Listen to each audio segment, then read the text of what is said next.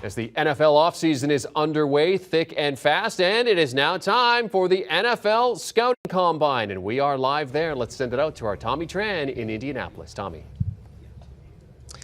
Jeremy, thank you very much. Yes, we're inside the convention center here in Indianapolis, and I'm joined to my far right, Jamie Eisenberg, senior fantasy analyst, and to my immediate right, Ryan Wilson, draft analyst, here to break down and get ready for what should be an exciting week. Behind us are the podiums, which are empty now, but they won't be for long, as hundreds of the game's best prospects are here. Their measurables will be tested, gentlemen, and of course, all in an effort for some draft success. Ryan, I'll start with you. After a year off due to the global pandemic, pro days were essential for these players. They're now back here with the opportunity. What are your thoughts on having some guys not working out on some issues, but others going full go?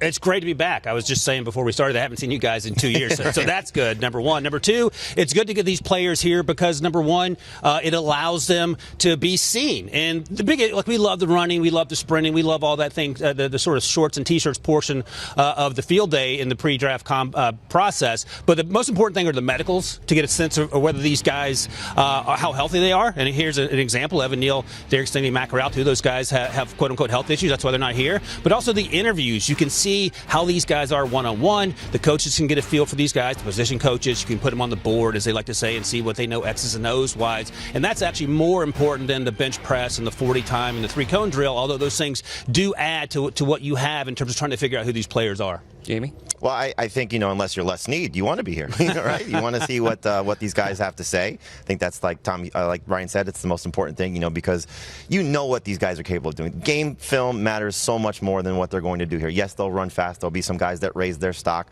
Obviously, the medicals are going to be hugely important, but it's what they do on the board. It's what they do in the interview process. It's what they do to set themselves apart. It's a job interview. We forget that. This is a job interview. So they've already put in the work. Now it's just kind of putting the cherry on top for these guys and establishing themselves where they're going to get taken. All right, so we set the table for what we're anticipating for this week. Let's focus on the quarterbacks, maybe not the strongest class, of course. Ryan, before I get to your thoughts on a guy who we project to be one of the best or at the top, Malik Willis, Jamie, your eyes on him. What are you looking out for from him this week? Well, I think, you want to see him take what he did at the Senior Bowl and sort of carry that over, to a strong combine, because he was the buzzworthy quarterback. He was the guy, I think, that you're looking at and saying, can he take that step forward? And the thing that I like about him, obviously, from a fantasy perspective, is he runs, over 1,800 rushing yards in his 2 seasons at Liberty. So I know Ryan will be happy to hear this if the Steelers are going to go all in on him. But, there are a lot of quarterback-needy teams, and he seems to be the guy that's sort of rising up the draft boards a lot. So fantasy-wise, he's going to be the prize. Hopefully he ends up in a place where he can be a starter right away. But obviously he's got the opportunity to take that step forward after a strong, Senior Bowl performance so far. Yeah, I'm laughing because here's the talking point about Malik Willis. Please don't put him on the field in year one just because he's so raw. But I understand what you're saying from a fantasy standpoint. By the way, thank you for giving Malik Willis to the Steelers, because at various points, Tommy, I've seen tweets from Jamie where he wants Jimmy G in Pittsburgh. And no disrespect to Jimmy G, incredibly handsome, but I don't want him in Pittsburgh as a Steelers fan. Give me Malik Willis. But right, he is so incredibly athletic, but he's also so raw, and Jamie sort of talked to some of that. But here's the talking point that you're going to hear for the next 6 weeks about Malik Willis in terms of how I feel about him.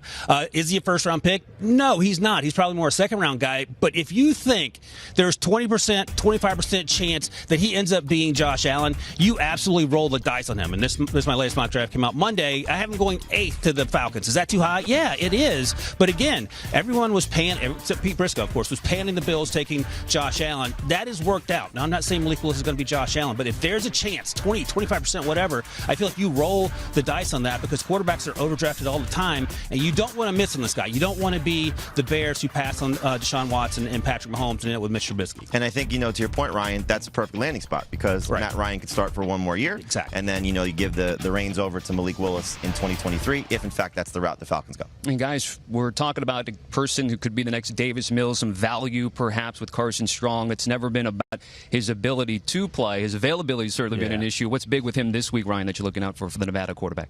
It's funny you mentioned Davis Mills, because I was talking to Scott about Carson Strong at the Senior Bowl, and he said he's Davis Mills. He's probably a third-round guy. And the issue, of course, is the health that you talk about, Tommy. He had the knee issue going back to high school. He had a cleanup procedure prior to the season this year, and he started off slow. I was talking to a scout early in the season that said he's not even using his lower half when he's throwing the football. The second half of the season, he got much better. He's not going to be a mobile guy, but he is strong-armed.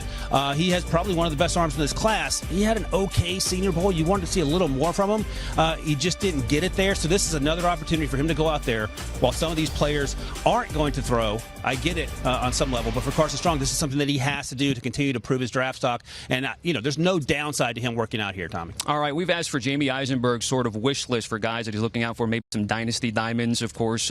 Heavily loaded from the running back position. We'll talk about Treylon Burks as well, Jamie, but what about the running backs that you're anticipating to see this week? Yeah, Breece Hall from Iowa State is my favorite. You look at what he did as a Cyclone. The rushing numbers there, average nearly 6 yards per carry. Did a great job catching the ball as well. 82 catches, 6 touchdowns out of the backfield. So he's got the ability to be a 3-down threat. A guy that can do it all. Landing spot is clearly going to matter for a lot of these guys when we talk about their fantasy options and where their stock will lie. But Isaiah Spiller just got an absolute stud. Again, a guy that can catch the ball in the backfield. 74 catches there at Texas A&M. The one that's the most intriguing to me, though, is Kenneth Walker, because he does not catch the ball. At least he did not at Michigan State. But he could be a guy that has a similar impact. Think about Elijah Mitchell with the 49ers. Not a big pass catcher. Ended up in a great situation because we know how the 49ers run the ball. So, again, when we talk fantasy and where these guys are going to end up, it's going to be about fit and obviously what their opportunity is. But there's so much to like about these guys. There's not a Najee Harris in this class. There's not a guy that stands out above the rest. I don't know if you've mocked a guy in the first round or not. But I don't think we're going to see that. That's the thing that's a little bit different. So where these guys go, day 2, day 3, will certainly matter. But these 3 guys are the ones I'm the most intrigued about from a running back perspective. And Ryan, what tends to be the differential between a cluster of guys like that? Is it just sort of team philosophy, fit from a evaluator perspective? What tends to be maybe if guys are thought of to be in the same group that may be picked earlier than others? I think exactly what you're hitting on, because Jamie just mentioned Najee Harris. He went at the bottom of round 1 last year. Huge need for the Steelers, sort of that bruising type back. That's why he went there. The year before, Clyde Edwards-Helaire was sort of a surprise when he went at the end of the first round to Kansas City, because Andy Reid had never drafted a running back that high. So I think you're exactly hitting on the points. It varies team by team and GM by GM and what they want to do there. And the only other thing I'll mention is that this group, Jamie, feels a lot like the group from 2 years ago that started with Jonathan Taylor in the second round.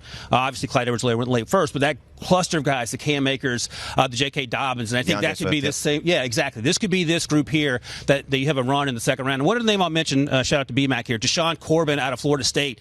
He is fantastic. I didn't get a chance to watch him until this week. Had a great season in Florida State. They had a tough year, of course, but I think he's a guy to also keep an eye on. If you're going to bring up you got to bring up Dameon Pierce. If you're going to bring up a Florida State guy, you're right. I'm a Florida guy. You got to talk about Dameon Pierce, who was great at the Senior Bowl. Exactly. So you're right. A guy who turned some heads there. And let's finish up with Burks, the wide receiver conversation, perhaps top receiver. Jamie, I'll have you start, then Ryan follow here. Yeah, I mean, this guy, this is the position, I think, fantasy-wise, where I think a lot of people are going to gravitate, and obviously talent-wise, I think a lot of NFL evaluators are looking at as well, because you talk about a situation where Jamar Chase changes the conversation, when Justin Jefferson changes the conversation, when you see what these guys are coming in and doing right away as rookies. Now, I don't know if Burks is going to necessarily do that, but again, a guy that averaged nearly 17 yards per catch, a guy with 18 touchdowns in his college career. And so this is a loaded class at the wide receiver spot. This is where fantasy managers are going to gravitate. You got the 2 guys from Ohio State. I know our guy Brian Tully's going to like to hear that. When you have Wilson and Olave, you got London out of USC. It's a very good wide receiver group at the top, and then we'll see just how these guys sort of trickle down through the rest of the draft. But Treylon Burks is somebody that I'm in love with, and I think you're going to see him as the first overall selection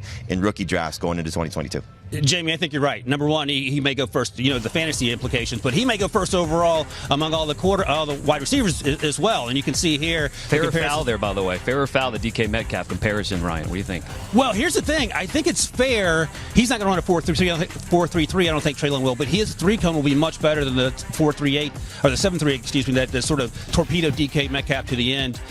And here's the first round wide receivers. I have my latest mock draft here. Treylon Burks, like I was saying, Jamie, could end up being the first wide receiver taken. He is so explosive, so athletic. He's much more versatile than DK was coming out of Ole Miss. Garrett Wilson reminds me of Odell Beckham in a lot of ways. Drake London, I was talking to a scout who compared him to a bigger version of Devontae Adams, so that gets your attention. And Jameson Williams is interesting because he tore his ACL in the national title game, and I talked to 3 teams that didn't care. They're like, he's still a first-round pick. If he had stayed healthy, I think he may be in the conversation to battle Treylon Burks and Garrett Wilson as the first wide receiver. All right, we're talking a lot of offense, but of course we have the defense on hand later this week. Later today, we have head coaching interviews with Bruce Arians, Arthur Smith, and Doug Peterson all lined up for you guys today. Again, quiet now, but it's going to be busy in just a bit. For Jamie Eisenberg, Ryan Wilson, I'm Tommy Tran. We'll send it back to Fort Lauderdale and Jeremy St. Louis. Do you want a sports network that delivers everything that matters about the game? The highlights, the picks, the instant analysis, no yelling, no fake debates, no politics. Hit the subscribe button and never miss a moment.